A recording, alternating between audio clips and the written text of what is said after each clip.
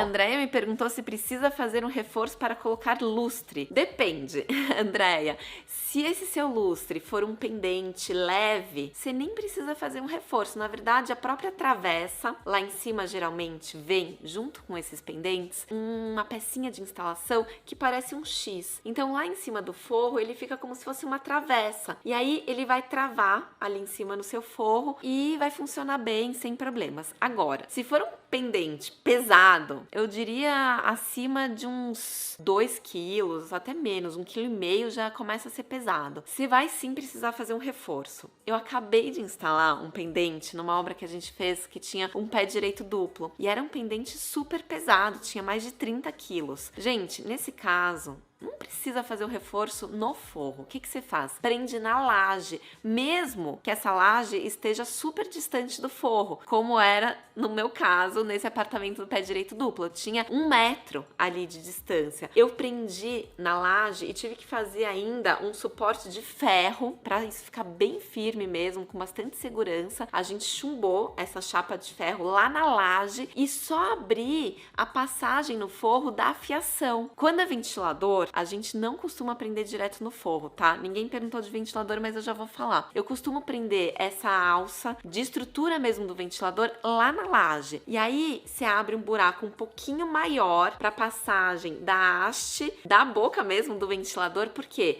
ele tende a dar uma trepidada, ele pode dar uma movimentada. Então, se você abrir o buraquinho muito justo, vai ficar batendo ali no forro e pode estragar, pode trincar o seu forro. Abre um buraco com um diâmetro um pouco maior para ter essa liberdade desse movimento da haste do ventilador e aí sim você coloca o acabamento por baixo. A canopla do ventilador vai acabar fechando esse buraquinho maior, então o acabamento vai ficar bom, tá bom? Adorei a pergunta do Felipe. Tati, fala um pouco sobre usar mais de um ou mais de 2 revestimentos em um só ambiente. Como mesclar? Olha, Felipe, é difícil um projeto meu que eu use só um revestimento no mesmo ambiente. Geralmente eu uso mais de 1, mais de 2, mais de 3. E para mesclar isso, é aquela famosa paleta de composição, né? Então você tem que pensar ali qual é a sua intenção naquele ambiente. Se você quer ter mais contraste, por exemplo, você pode dar o contraste tanto nas cores desses revestimentos, quanto na textura deles. Então você pode fazer um branco mais lisinho, por exemplo, fosco, e de repente entrar ali com um branco super polido, com uns veios e uma textura,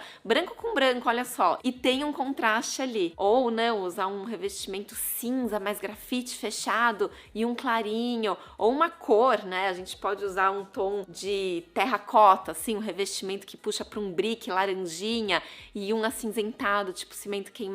É como se fosse o azul e o laranja, que são cores complementares, se contrastando. Você precisa pensar, de novo eu vou repetir, na sua intenção. Você tendo claro qual a intenção que você quer para aquele ambiente, mais contraste, mais harmônico, mais suave. Pensa no que você quer, que você vai conseguir organizar esses revestimentos aí numa paleta que vai fazer sentido para você. Michele fez uma pergunta muito boa. Apartamento com bloco estrutural pode terar? Tem muito, né? Apartamento hoje em dia sendo entregue com essas paredes estruturais. Caso a construtora tenha previsto pontos de ar-condicionado, ok, pode fazer, não tem problema nenhum, porque a furação já vai estar feita ali, prevista, né? Calculado pela construtora para você passar a sua tubulação. Se não tiver previsto, você não pode colocar, porque parede estrutural, lembra, não pode rasgar, não pode fazer furo.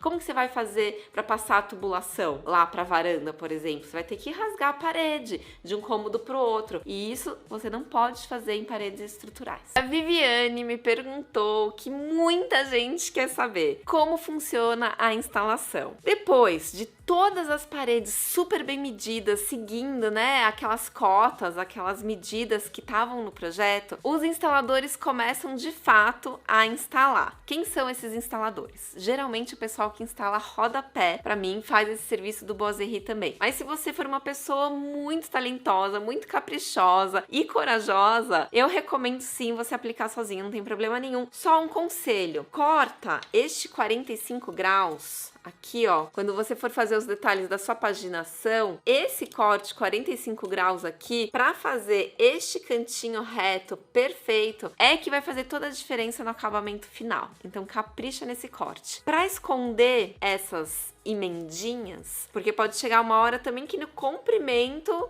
não seja o suficiente ali aquela barra de 2, 3 metros que você comprar. Então pode ser que em algum momento você precise fazer uma outra emenda também. Em todas essas emendas você vai usar a cola branca para calafetar. É a mesma cola que vai colar ali o Boss&He na parede, você usa para fazer o rejunte, vamos chamar assim, dessas moldurinhas. Essa cola branca é aquela cola que a gente usa para colar rodapé também, não é cola comum, tá? É cola para rodapé. Esse rodapé é ecológico no caso. Mas para ajudar a segurar um pouquinho ali, porque essa cola ela cola rápido, mas não é instantânea. Então você pode usar uns mini preguinhos, aqueles sem cabeça, sabe? Para deixar ali a moldurinha no lugar enquanto a cola seca. Depois com a própria cola branca de novo você esconde as cabecinhas desses preguinhos. Deixa eu ver essa massinha. É a própria cola mesmo, né? A própria cola. Ela já é cola e massa ao mesmo tempo. Ótimo. E aí, ó, a gente consegue fechar todos esses buraquinhos aqui. Esse daqui, ó, você vai passar mais um pouquinho nesse canto? Vou sim. Tá vendo? Ó, pra gente calafetar tudo. E aí a pintura é feita depois, porque, ó, dá uma sujada. Então a primeira demão tá pronta, mas a demão final de pintura é só depois do Boss&He instalado. A Maria me perguntou se pode fazer uma churrasqueira na varanda de um apartamento se a construtora não previu isso no projeto. Infelizmente, você não vai poder construir uma churrasqueira de alvenaria, nem montando aquela de bloco convencional, nem a pré-moldada, porque a construtora não previu a saída da coifa. O grande problema de uma churrasqueira é a fumaça que ela faz. E provavelmente seus vizinhos vão reclamar demais dessa fumaça. Eu indico você comprar uma churrasqueira portátil elétrica, porque ela faz muito menos fumaça do que uma churrasqueira a carvão. Mesmo assim, é bom você conversar ali no condomínio, tá bom? Se você pode usar essa churrasqueira, mesmo ela sendo elétrica. Eu acho que não vai ter problema nenhum, mas não custa conversar, né?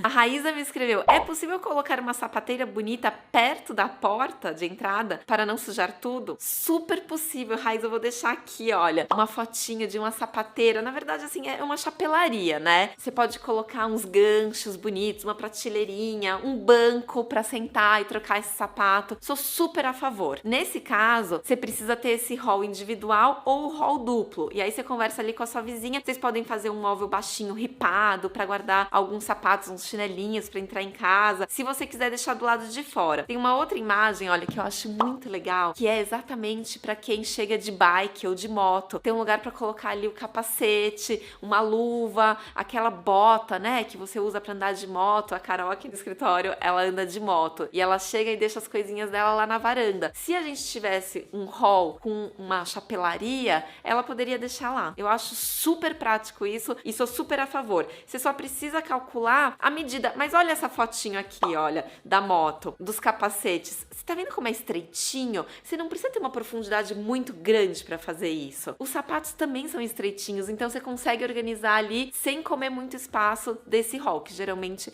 é apertadinho. A Jaqueline me fez a mesma pergunta, só que ela falou sobre bolsas e sapatos. Mesma coisa, a bolsa, muitas vezes você fica com um pouquinho de medo, então de repente você cria ou um armário com chave, ou o seu hall é individual, aí não tem problema você deixar ali. Tem essa outra imagem, que é uma chapelaria lindinha. Não lembra a chapelaria que eu fiz lá no decorado? Gente, acho uma graça. Se você tiver essa profundidade um pouquinho maior para caber um banco, é que eu tô olhando a imagem aqui no meu celular, essa imagem que vocês estão vendo aqui. Então, esse banquinho que você consegue colocar esses sapatos, essas bolsas na parte de baixo, gente, eu acho que funciona tão bem, porque é bom você sentar para calçar um sapato, né? A Lari me perguntou qual a minha opinião sobre hall monocromático. Exemplo: porta, parede, teto, azul bique. Beijos, te adoro. Ah, obrigada, Lari. Acho lindo. Eu deixei uma fotinho aqui, olha, não é o azul bique, é um cinza azulado. Eu acho maravilhoso. Eu já fiz uma porta azul bique, sabia? Eu acho que eu não tenho foto, gente, faz tempo. Na época que não tinha celular, assim, bom, com câmera boa, sabe? Tô ficando velha. Mas eu posso procurar... Ah,